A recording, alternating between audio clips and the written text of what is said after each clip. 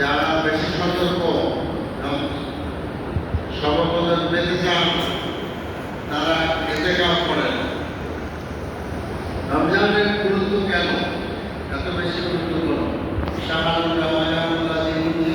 কোরআন, কারণ এই মাসে কোরআন নাযিল হয়েছে এই কারণে। কাজে রমজানের মূল গুরুত্ব হলো কোরআনের কারণে। কাজে আজকে যদি আমরা রমজানের গুরুত্ব দিতে চাই, রমজান থেকে ফায়দা হাসিল করতে চাই, তাহলে কোরআনকে গুরুত্ব দিতে হবে। আর কোরআনকে গুরুত্ব দিতে হলে কোরআনকে জানতে হবে, মানতে হবে। সেই জন্য আমি আপনাদের কাছে রমজান উপলক্ষে এবং আগামী সময়ের জন্য দুটি প্রোগ্রাম দিতে চাই। কোরআন কেন্দ্রিক দুইটা প্রোগ্রাম। রমজানের যে কয়টা দিন আছে, এটা 29 দিন বা 30 দিন হতে পারে, অলরেডি একদিন চলে গেছে।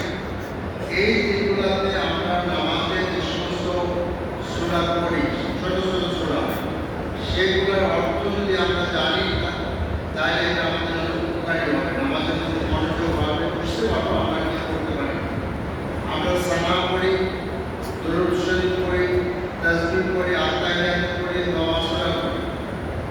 এইগুলোর অর্থ আমাদেরকে জানা দরকার। এটা খুব কঠিন কাজ নয়। আমার মনে হয় প্রাইভেটার বা আপনারা যেসব মসজিদে আছেন সংযুক্ত, সেখানে ইমাম মুফতিদের সাহায্য নিয়ে এটা পারা যায়।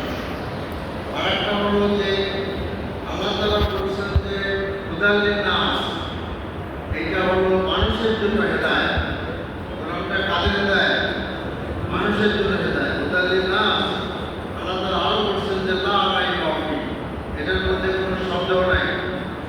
এই কিতাব যে আল্লাহ তাআলা আমাদের জন্য নাযিল করলেন হুদাল লিন-নাস, মানুষের জন্য, তাহলে আমাদের যারা মানুষ তাদের এই কিতাবটা জানা দরকার। কি জানা দরকার না? আল্লাহ তাআলা আমাদেরকে কি পাঠাইলেন, কি লিখলেন আমাদের জন্য।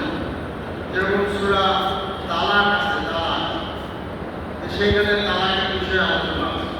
এই জন্য আমি আপনাদের অনুরোধ করতে চাই যে আমরা একটা প্রোগ্রাম নেই সকলে, যে আগামী 2 বছর অথবা 3 বছর